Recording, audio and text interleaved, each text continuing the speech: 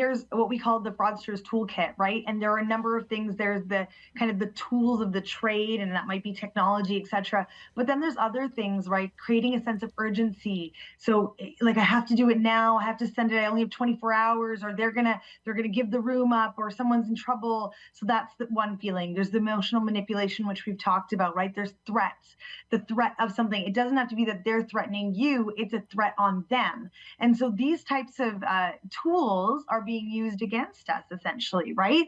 And that's really concerning. And then going to Erica's point around the shame of it, Yeah. people don't want to talk about it. People don't share their stories. And so that's why a conversation like this is so important, because we feel so embarrassed that we don't want to say this happened to us. But Mm. as I said, scams are hitting everyone of every age, every demographic, and they're just different ones. They're tailored specifically to what matters to you. So if you find someone who's lonely and vulnerable, you're going to use a romance scam. You find an elderly person who's thinking about their grandkids, maybe you're running a grandparent scam. They're all finding a way to find your vulnerability. And so what I can say about that, once they found your vulnerability, is that awareness. So just as the psychologist said, is stepping back and doing your due diligence. We call it taking five, whether it's taking 5 minutes, 5 hours, 5 days.